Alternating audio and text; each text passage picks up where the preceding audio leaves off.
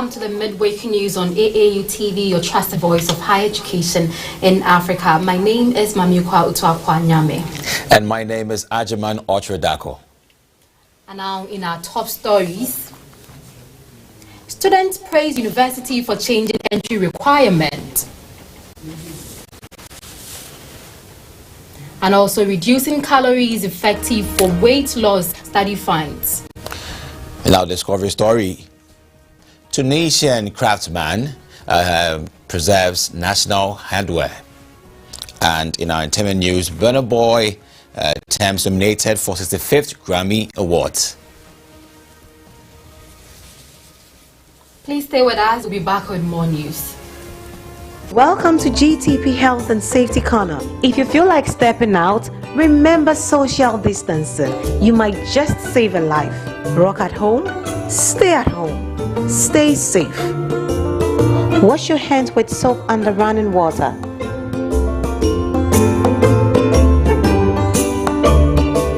Spaced out but still in touch. Check in on your loved ones and stay safe. GTP, timeless. Now, the University of Namibia has received plaudits from the Student Union of Namibia for its effort to accept students who did not match the initial entry requirement. The Student Union of Namibia, SUN, has praised the University of Namibia for its effort to accommodate students who did not meet the initial admission criteria. SUN Secretary for Higher Education urged students to take the opportunity and utilize it with maximum effort.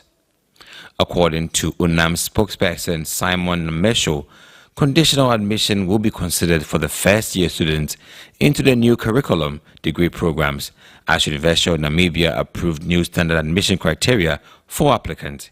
He further added that conditional admissions were decided and passed on 12 January.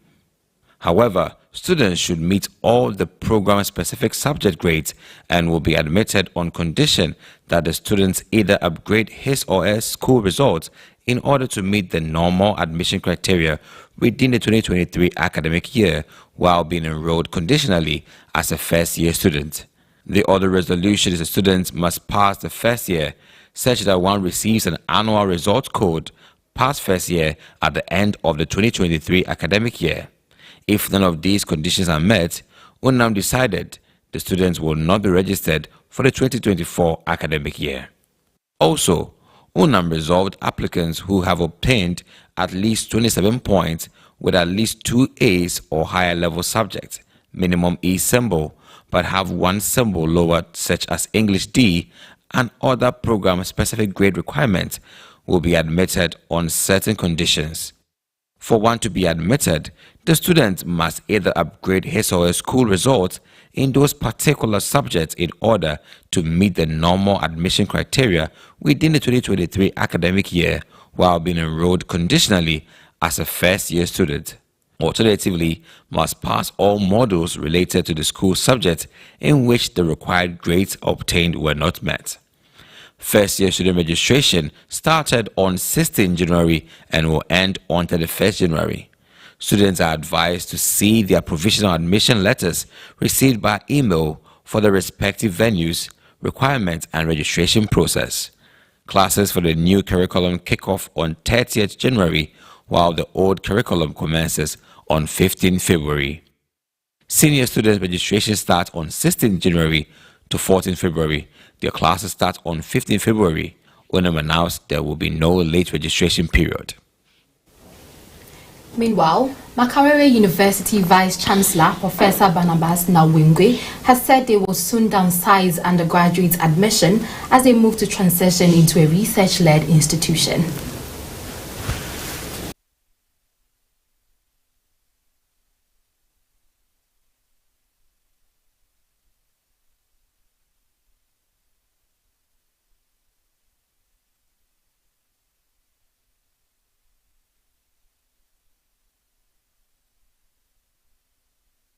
Makerere University Vice-Chancellor Prof. Barnabas Nawangwe has said they will soon downsize undergraduate admissions as they move to transition into a research-led institution.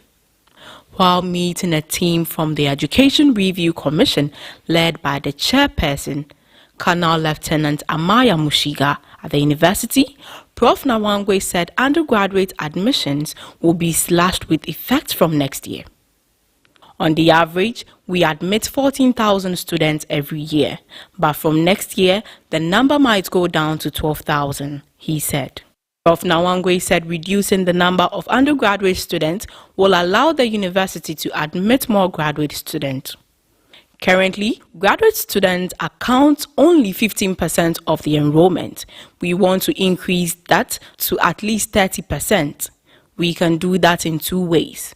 One, by leaving the undergraduates where they are and increasing the graduate admissions, he said.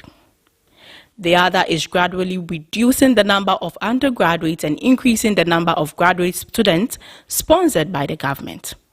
That might be easier because at the moment, all graduate students are basically self-sponsored and some of them drop out because they can't afford tuition, the Vice-Chancellor added. Professor Nawangwe argued that transitioning into a research-led university is to enable the institution to become more relevant to the challenges facing the world. Prof. Nawangwe said although Makerere University has produced 90% of people in this country with PhDs, the government should consider sponsoring more students at that level in addition to investing in research infrastructure such as laboratories so that it can get maximum benefit from the universities. The tuition of masters and PhD students per year ranges between 5 million shillings and 14 million shillings. He revealed that every year, about 1,000 poor students drop out of the university because they cannot afford tuition, so they decide to establish a loan scheme for the student. Other recommendations included redesigning the university curriculum to suit local needs, digitalizing teaching and learning, doing the training of soft skill compulsory, and appreciating the role of humanities in dealing with societal problems. Now, there we have it from Uganda's Makerere University. But I would want us to elaborate more on why the university would want to focus on admitting more of graduate students than undergrads. Yeah, I would want to implore that people don't treat this issue as quite controversial as it sounds. I'm sorry, I think I would want to treat it I think we have to appreciate the university has its strategic goals, and that is one of them in that direction. From the story, we realize that Professor Nawangwe has or understands the institution's future or where it wants to be in the next 20, 50 years, and the purpose is to be a research-led institution, a sole research one, and you have to weigh your priorities. What do you do? The research hub is the postgraduate level where people are actually given room to research and then produce knowledge. And then the undergrad is like the preparatory stage. So he had to be in that very tough situation to weigh if I really want to take the university to its successful end or its destination, that's to be a research-led institution, then I have to prioritize and then cut intakes on undergrad admissions and then enhance that for postgraduate so we can achieve the goal that we want to achieve. But I mean, what really, how exactly will the country benefit from training a lot of these graduate students and prioritizing them over the undergrads? I mean, perfectly, it comes down to the benefit of research and development. Research is like the heartbeat of life. We're able to do things better, grow, improve, all because there's research. Something has been looked into, and then we found the gaps. Even if it's better, we still want to find if there are gaps, and then when there are gaps, how do we improve on these gaps or fill these gaps? So if research is intensified each and every day, you can appreciate how a society can grow. Like South Korea's, the others who are hitting these huge figures in the GDPs, is because they've been able to research further to make things better in their economies. I, for one, I'm really happy that Uganda is trying to intensify its research capacity. But, I mean, what happens to these students who have been downsized? Because clearly, some of these undergrads are having issues paying their school fees. So what happens to them? Well, before I even come to that, initially, the total enrollment for Makerere University is 14,000. 14,000. And they intend, and also the postgraduate university institution had 15% of that figure, so like 2,100 makes up the postgraduate.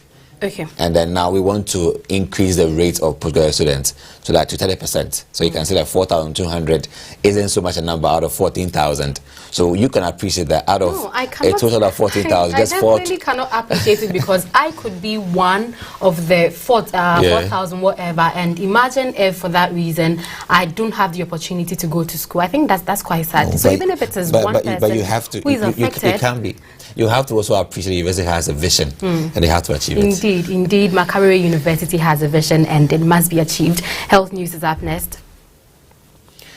And bringing on the health news, according to a study, health records eating less overall and fewer large meals may help in more successful weight management method than limiting meals to a certain time frame, such as intermittent fasting. The frequency and size of meals was a stronger determinant of weight loss or gain than the time between the first and last meal, according to a new research study. According to researchers, although time-restricted eating patterns known as intermittent fasting are popular, rigorously designed studies have not yet determined whether limiting the total eating window during the day helps to control weight. The study evaluated the association between time from the first meal to last with weight change. Nearly 550 adults with electronic health records were enrolled in the study. Overall, most participants reported they were white adults, 12% self-reported as black adults, and about 3% self-identified as Asian adults. Most participants reported having a college education or higher. The average age was 51 years and the average body mass index was 30.8, which is considered obese. The average follow-up time for weight recorded in the electronic health record was 6.3 years. Participants with a higher body mass index at enrollment were more likely to be black adults, older, have type 2 diabetes or high blood pressure, have a lower educational level, exercise less, eat fewer fruit and vegetables, have a longer duration from last meal time to sleep, and a shorter duration from first to last meal, compared to the adults who had a lower body mass index. The research team created a mobile application, Daily 24, for participants to catalog sleeping, eating and waking up time for each 24-hour window in real time. Based on the timing of sleeping and eating each day recorded in the mobile app, researchers were able to measure the time from the first meal to the last meal each day, the time lapse from waking to first meal, and the interval from the last meal to sleep. They calculated on average for all data from completed days for each participant. The data analysis found meal timing was not associated with weight change during the 6-year follow-up period. Total daily number of large meals estimated at more than 1,000 calories and medium meals estimated at 500 to 1,000 calories were each associated with increased weight over the 6-year period, while fewer small meals estimated at less than 500 calories was associated with decreasing weight.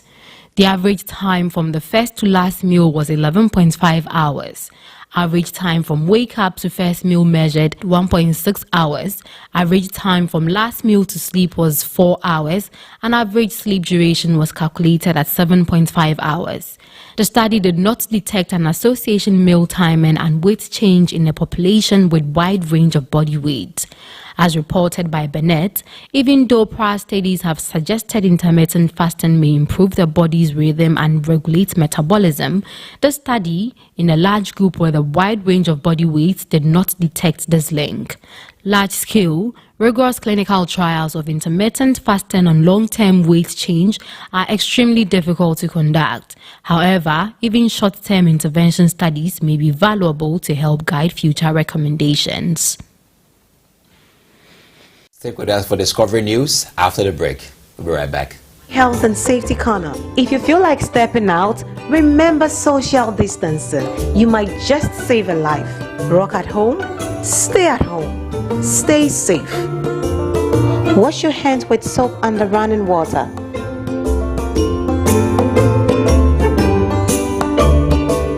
Spaced out but still in touch. check in on your loved ones, and stay safe. GTP Timeless. Welcome to GTP Health and Safety Corner. If you feel like stepping out, remember social distancing. You might just save a life. Rock at home, stay at home, stay safe. Wash your hands with soap and the running water.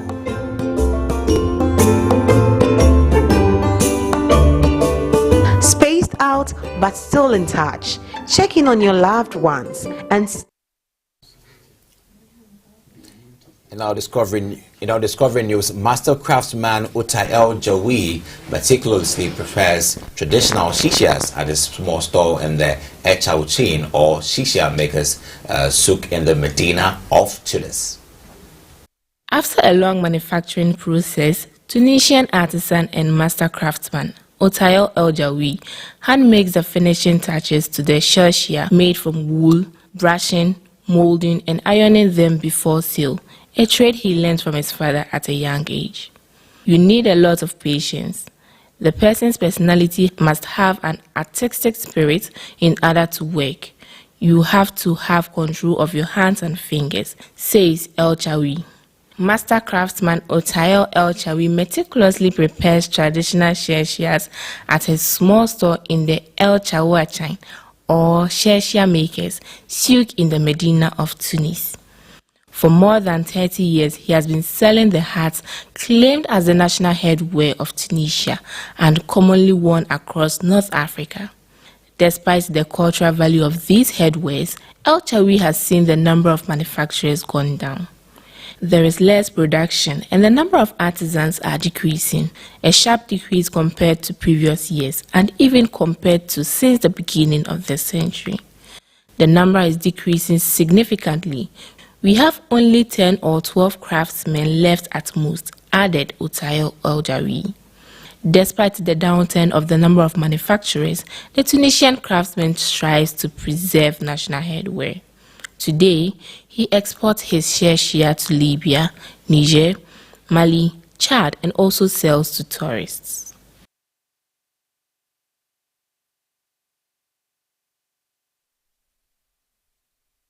Bring the sport and entertainment right now. Jemima, you're welcome. Thank you, Ajuman. How you doing?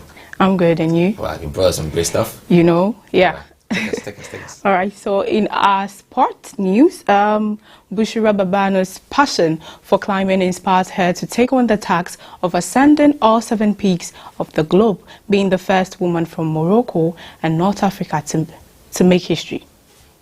Bushra Babanu, with her passion for mountaineering, led her to want to climb the 7 summits of the world. A successful challenge and became the first Moroccan and North African woman to achieve such a feat. It all started with Kilimanjaro, the highest peak in Africa. It is during this ascent that Babanu's life took a completely different turn. I started to find the highest peaks of each continent. I took my husband with me to climb Kilimanjaro in Tanzania, and that was the trigger. After that, I went on to climb many summits. Climbing Everest was one of the most memorable experiences of my life. Climbing to the top of the world at 8,849 meters is not easy. There were many difficulties and obstacles. It was a very difficult ascent that marked me a lot, said Babanu, a mountaineer. To document her exploits, Bushra Babanu has published a book titled My Way to the 7 Summits. In it, she tells the details of her long journey to climb the 7 mountains. I managed to get this book out. It's 380 pages with a lot of anecdotes, life lessons, and messages that I wanted to pass on through this book to inspire people, she said. A poetic feature film that retraces Babanu's journey as a mountain climber has also been made. I discovered that Bushra was not an iron woman. She is a woman like all other women, and what made the differences is her mental strength, which is more in her will. Even if it talks about Bushra's ascension, it talks about the ascension of all Moroccan and Arab women, and even all women in the world, said Mehdi Moutai, director of the film Alkima, The Peak. Next February, Baibano will return to Mount Kilimanjaro, but this time for a social cause. And in our entertainment news, the 2023 Grammy Awards nomination have been announced, and African Stars teams Burna Boy, Rocky Dawini and Angelique Kidjo are all up for the award.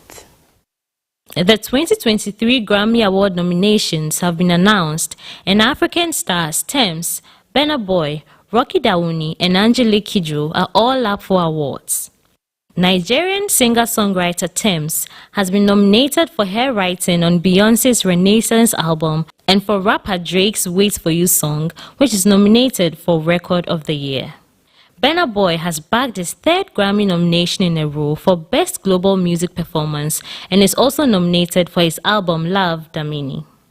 Benin's superstar Angelique Kidjo has also been nominated for several awards, including Best Global Music Album, making her now a 12-time Grammy nominee. Afropop dancehall star Eddie Kenzo has become the first Ugandan artist to be nominated for the Grammys, and South African artists Zakes Batwini and Nomsebo Zikodi have also been nominated for their performances of hit single Bayi. The 65th edition of the awards will take place next February in Los Angeles. That is all for our sports and entertainment news. My name is Jemima Daladem Duce. Up next is business news. So business news in Africa, according to an official data, the Tunisian market absorbs 1.8 million liters daily while production reaches a maximum of 1.2 million as milk market is collapsing. The Tunisian market absorbs 1.8 million liters daily while production reaches a maximum of 1.2 million according to official data. This shortage came to light in late October when supermarkets have posted the injunction 2 bricks of milk per citizen. 40 kilometers west of Tunis, Mohamed Gassalawi, a farmer in the village of El Batan, leaning on his milking machine, explains that he has had to sell 4 cows in recent months to buy fodder and feed his 20 animals. On his farm, this 65-year-old farmer shows his invoices for hay, barley or corn soya supplement, which he is struggling to pay. The price of a 50-kilogram bag of supplement has increased 8-fold in 10 years, reaching 81 dinars. From 30 liters of milk per day, each cow produces only 12. According to him, we provide them with half of the previous amount of fodder and grass, he stressed. A passionate farmer who started 50 years ago with 1 cow, Gassalawi is said to see his head wither away. The Tunisian Union of Agriculture and Fisheries, UTAP, sounded the alarm a year ago when farmers began to sell their milk at a loss. According to Anis Kabeche, animal feed prices have gone crazy with 30 to 40% increase over a year, and that is related to the international situation, the war in Ukraine in particular, which has caused the price of cereals. He is concerned about the month of Ramadan, which will begin around March, during which the consumption of milk increases and where the shortage will reach 1 million liters per day. These difficulties are influenced by the drought in Tunisia, with dams filled to a maximum of 30%, according to UTAP. To limit their losses, many farmers are forced to sell part of their livestock either to local butchers or to breeders in neighboring Algeria. According to UTAP, the Tunisian herds have been reduced by 30% in 2022. For the moment, the state has been content in the Finance Act 2023 to lift taxes on the import of milk powder at the risk of competing with local production. For UTAP, the solution will be a variable price applied by the state to milk purchases, which would fluctuate according to the price of animal feed, and it would be necessary to help farmers for the production of fresh grass, with a strategy of reprocessing wastewater and support them in the purchase of food supplements. Milk is only one of the products affected by sporadic shortages in recent months alongside coffee, sugar and oil. Experts explain them by a lack of liquidity of the Tunisian state, which has the monopoly of the supply of subsidized basic products. Heavily indebted, the country has been negotiating for months, a loan of almost $2 billion with the IMF. As for business news, international news is next. In Toronto have been using the city's public transportation system with increasing trepidation following an increase in violent attacks targeting both passengers and operators. Commuters in Toronto have been navigating the city's public transport system with growing unease following a surge of violent incidents targeting both riders and operators. As of Friday, there were 7 reported incidents of violence in the last 7 days on the transport system of Canada's largest city. This includes a woman who was stabbed multiple times by a stranger on one of Toronto's iconic streetcars. The next day, a 16-year-old boy was stabbed in the torso on a bus. In another incident, a bus operator was shot with a BB gun by 2 teenagers. 4 days later, the Toronto Transit Commission (TTC) said 2 other employees were chased by a person with a syringe at a subway station. The wave of seemingly random violence has alarmed residents and has dominated the conversation in Toronto over the last week. On Thursday, the Toronto Police Service responded by announcing that it will deploy more officers to patrol transit stations.